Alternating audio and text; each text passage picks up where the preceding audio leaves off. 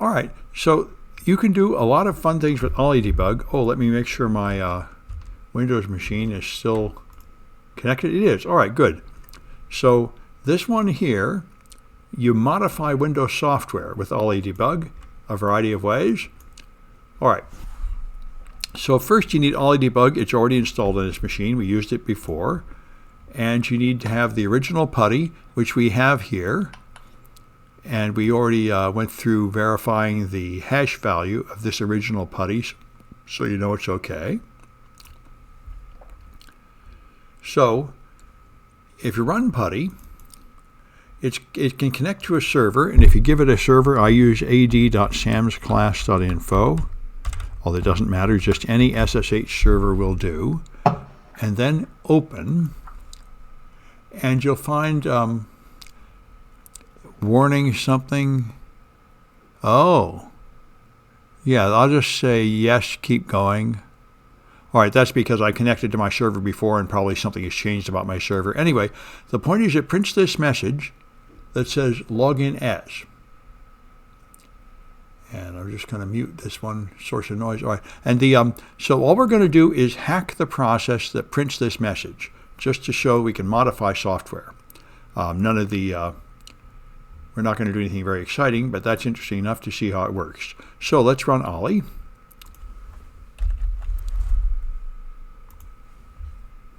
All right, and then load PuTTY, which is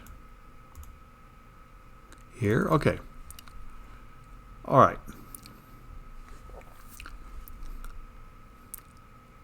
So the only thing you want to notice here is the assembly code that's going to run when it runs, and right now it's paused. It's not running.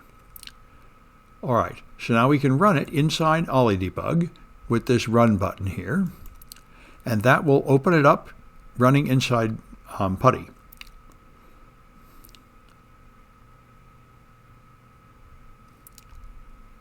All right, and so we can connect inside here with ad.samsclass.info and open, and now it's going to open this window and show the login as. So we want to find the code that prints this login as. So in the assembly code, you can right-click. This is one feature that is great about PuTTY. Search for all referenced text strings. This will find strings that are used as arguments of commands like print. So we can search here, and now this window should be looking in the PuTTY segment, and it is. So now we right-click and search for text, and search for login as, and I'll search for the entire scope. Give it OK, and here's a login as. Okay. And this shows me the use of login as, and here's the address, and there's the instruction. This pushes the string login as onto the stack. So I can search again, search for next, and there's another one here, login as. And if I search for next, it's not found. So there are a total of 2. So we're going to do it with breakpoints. So let's right-click and search text again, and say OK. Okay, there's the first one. So I go here and press F2. I want to stop when it hits that instruction. And now I search for the next, and I hit F2 again to put a breakpoint there. Now I can find out which one of these is actually used to print that message. So we can go debug, restart, and say yes. And now it's paused, so I run it. And here it is. Now I can connect to a server, so I put in ad.samsclass.info. Click open, and now it hits one of the breakpoints. It was about to print login as, so this is the command that's actually used to print it. So now I've found it. Now I can alter the message. I don't need the breakpoints anymore. I've found what I need, so I can remove them with View Breakpoints. Now I can just delete them, remove, right-click, remove. All right. Maximize the CPU window again to get back normal. So what I'd like to do for starters is just modify this message. Now you can see how this message works. If you right-click here, you can follow in dump immediate constant. And here's the login as. The immediate constant is this number here, 467C7C, and that points to the start of this message, login as. So if I change this to 7D, it will start at the O instead of the L. It'll cut a letter off that message, and you can see it here, ASCII login as. To modify this, you click there and press the space bar. Now you can modify the instruction. So I'll change it to D and hit assemble and then cancel. And you see now it turns red because I modified it, and now it stands for login as instead of login as. So this is the simplest thing to change. And now I can run it here, but I'm just going to save it first. So to save it, you right-click up here and copy to executable, all modifications. This is a difficult thing to remember. It'll only save the modifications in this one segment. So if you were to change the data and the code, you couldn't save both of those with one save. You have to basically save it after each modification. So now I'm going to copy all, and here I have an executable. I can right-click Save File, and I'm going to call this putty2.exe. That's my modified version of putty. So if I run putty2, let me just stop this one running in putty that's irritating me. I'm going to debug restart will do. All right. Now I'm going to run putty2, and when I connect to a server,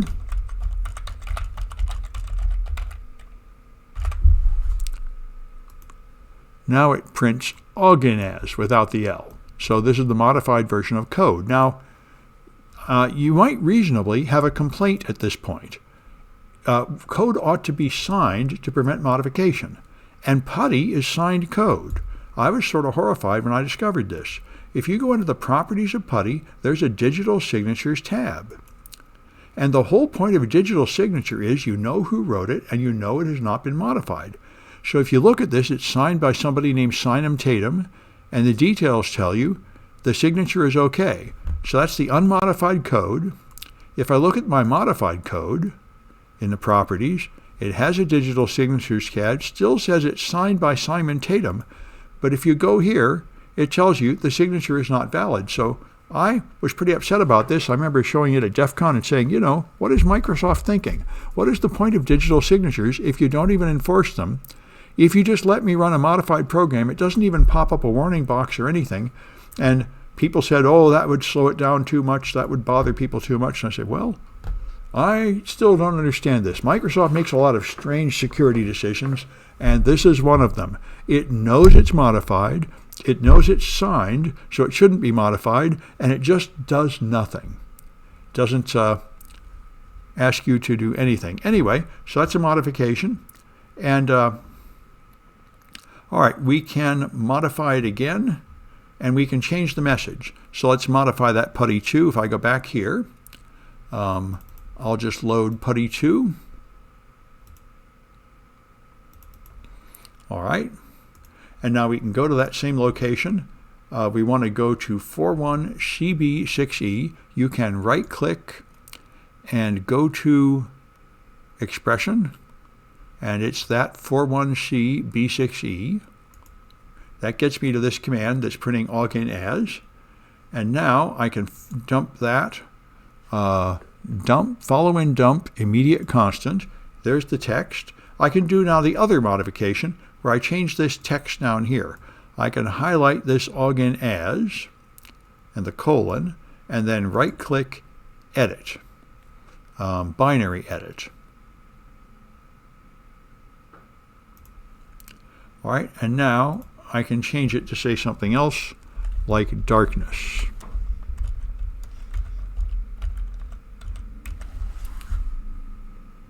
I guess I used badness, okay. And then I left the colon. All right.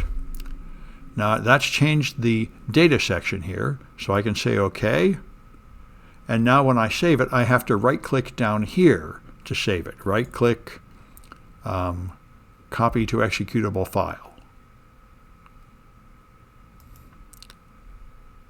And now right-click, save file, and this is putty 3. All right. And so here's putty 3, and when you connect to a server,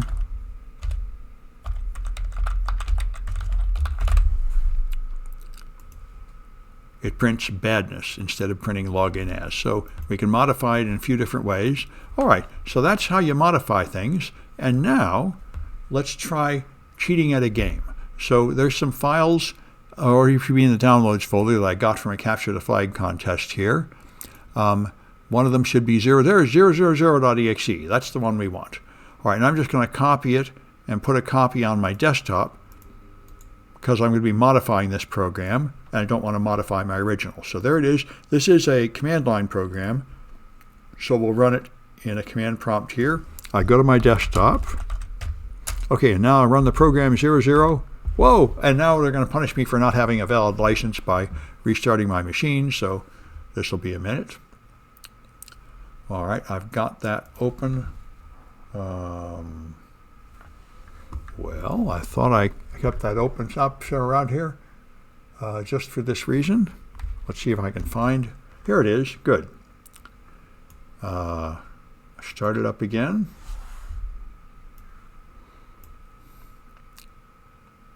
Oh, that's Debian. Don't care about that. I need to start Windows again. All right.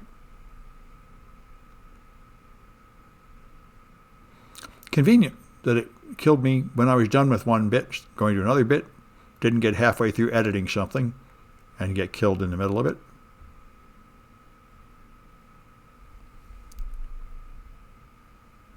Okay.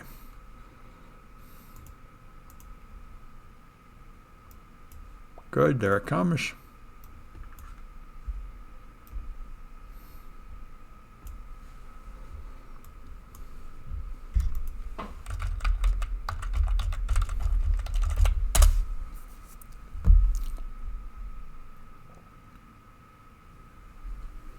All right, I was just going to run this program. Let me try it now. All right. So CD desktop, and now run the 00 program. And ask me for codes. I give it 1, 1, and then it insults you. My dog figured this out before you. So it's a guessing game. You have to guess the right codes, and there's various ways to solve it. You could, for example, solve it by looking at the strings, but what we're going to do is hack the game in Ollydbg. So we open that thing in Olly.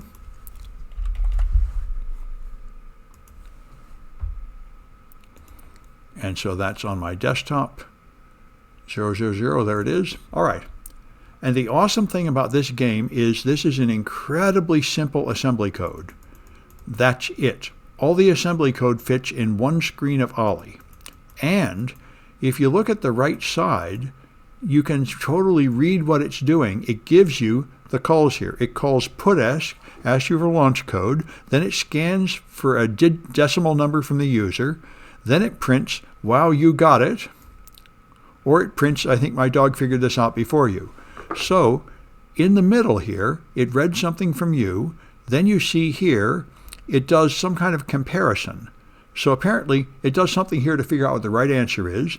It compares whatever you put in to the right answer, and then it does a jump not 0 to print one of these two messages. So when it jumps not 0, it goes to 40205A, and that is here, and that's the insult. It's going to print the insult. So it does a compare, and if it does this jump, you failed. So if you would like to win the game, all you have to do is not do the compare and not do the jump. So you can click on this and press space and just put in NOP for no operation.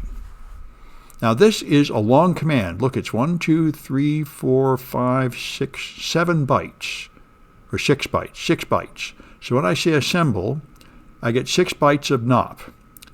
And I'll just keep clicking assemble to get down to the jump not 0, which is a 2-byte command, and assemble that one too. And now I'm done. Now I've made a game that will read something from you, but it will always have you win.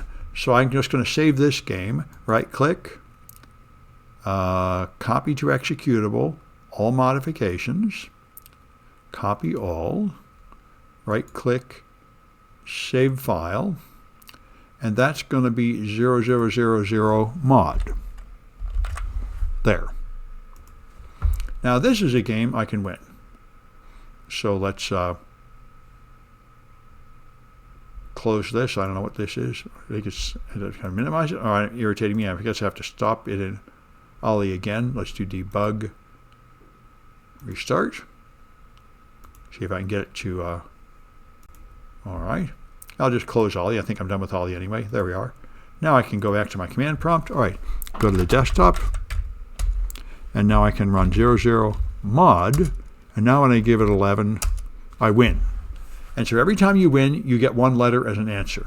So that's how to cheat at a game. And there are a few challenges here where you get to practice that activity. So there are a few flags having to do with modifying putty. And down here, this came from a very nice thing in a CTF I did years ago. So here you